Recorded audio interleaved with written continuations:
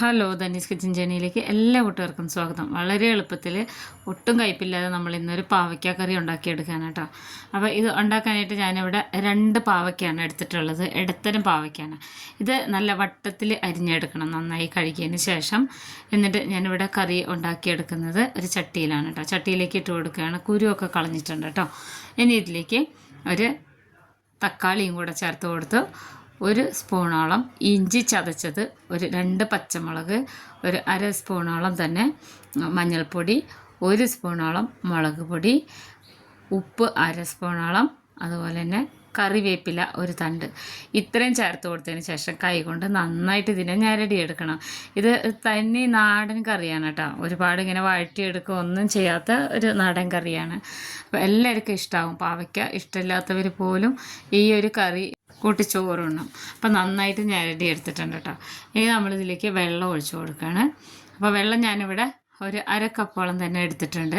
നമ്മൾ ആ കയ്യിലുള്ള മസാലയൊക്കെ ഉണ്ടല്ലോ, അതെല്ലാം കൂടെ ഈ വെള്ളത്തിലിങ്ങനെ നന്നായി യോജിച്ച് വരുന്ന രീതിയിൽ ഇതിനെ നന്നായിട്ട് ഒന്ന് ഒതുക്കിയെടുക്കണം കേട്ടോ. ഇനി ഇത് അടച്ച് വെച്ച് ഒന്ന് വേവിച്ചെടുക്കണം. അപ്പോൾ ഞാൻ സ്റ്റൗവിൽ മീഡിയം ഫ്ലെയിമിൽ വെച്ചിട്ടുണ്ട്. ഇനി ഞാനിവിടെ എടുക്കുന്നത് ഒരു 1/2 മുറി തേങ്ങയാണ് കേട്ടോ. 1/2 മുറി തേങ്ങ ചരുവി വെച്ചതാണ്. അപ്പോൾ ഇത് മിക്സിയുടെ ജാറിലേക്ക് ഇട്ട് കൊടുത്തിട്ടുണ്ട്. ഇതിലേക്ക് ഇത് അരയാൻ ആവശ്യമായിട്ടുള്ള വെള്ളം ഞാനിപ്പോൾ ഇവിടെ ഒരു 1/4 കപ്പോളം വെള്ളം ചേർത്ത് കൊടുത്തിട്ടുണ്ട്. ഇത് നന്നായിട്ട് അരച്ചെടുക്കാം.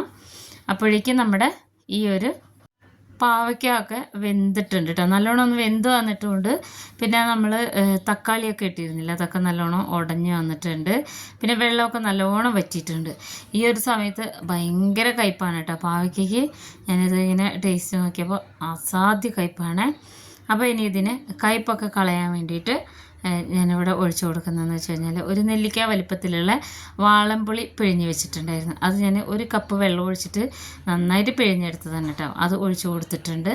ഇനി ഒന്ന് ഇളക്കി യോജിപ്പിച്ച് കൊടുക്കാം. നമ്മൾ ഈ ഒരു പാവയ്ക്കയുടെ ഉള്ളിലൊക്കെ ഈ പുളി പിടിക്കണം. മസാലകളെല്ലാം പിടിച്ച പോലെ തന്നെ ഈ പുളിയും കൂടെ പിടിക്കണം. അപ്പോൾ ഇത് ഈ ഒരു രീതിയിൽ ചെയ്തെടുക്കുമ്പോഴാണ് പാവയ്ക്ക നന്നായിട്ട് വെന്ത് വരുന്നത്. ആദ്യം തന്നെ പുളി ഒഴിച്ച് കഴിഞ്ഞാൽ അത്ര ശരിയാവാറില്ല കേട്ടോ. അപ്പോൾ ഒന്നും കൂടി ഒന്ന് അടച്ച് വയ്ക്കാം. ഇത് ഒന്ന് തിളച്ച് വരട്ടെ കേട്ടോ. മീഡിയം ഫ്ലെയിമിലിട്ടാൽ മതി.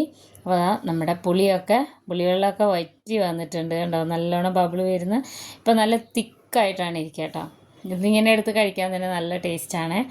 അപ്പോൾ ഇതാ നമ്മുടെ പാവയ്ക്കൊക്കെ അത്യാവശ്യം നല്ലോണം വെന്ത് വന്നിട്ടുണ്ട്. ഇങ്ങനെ ഉടഞ്ഞു പോകുന്നൊരു പരുവത്തിലെത്തണം. ഈ ഒരു സമയത്ത് നമ്മൾ തേങ്ങ അരച്ചെടുത്തിട്ടുണ്ടായില്ലേ, അത് തേങ്ങയോട് കൂടി തന്നെ ഒഴിച്ചു കൊടുക്കണം. നമ്മളിത് പാലെടുത്തിട്ടല്ല കേട്ടോ ഉണ്ടാക്കിയെടുക്കുന്നത്. പാവയ്ക്കയുടെ കറിയും ഫ്രൈയൊക്കെ ഒരുപാട് റെസിപ്പീസ് നമ്മൾ മുന്നത്തെ വീഡിയോസിലൊക്കെ ഇട്ടിട്ടുണ്ട് കേട്ടോ. കാണാത്തവർ മുന്നേ ഒത്തിരി വീഡിയോസ് ഇതുപോലെയുള്ള കറി റെസിപ്പീസിൻ്റെ ഇട്ടിട്ടുണ്ട്. അതൊന്ന് കണ്ടു നോക്കണേ.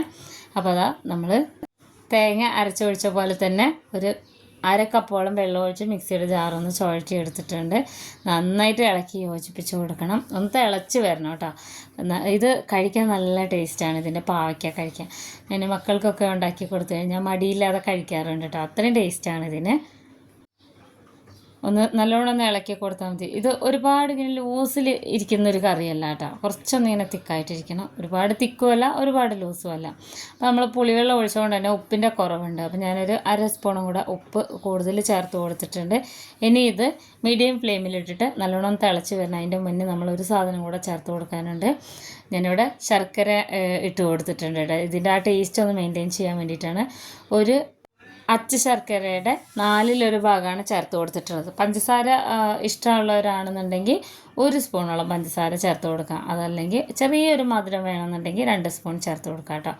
അപ്പോൾ ഇനി ഇത് മീഡിയം ഫ്ലെയിമിൽ വെച്ചിട്ട് തിളയ്ക്കുന്നത് വരെ ഒന്ന് വെയിറ്റ് ചെയ്യാം. നമുക്ക് നല്ല ടേസ്റ്റുള്ളൊരു കറിയാണ് കേട്ടോ. എനിക്ക് ഭയങ്കര ഇഷ്ടമാണ് ഇതിങ്ങനെ.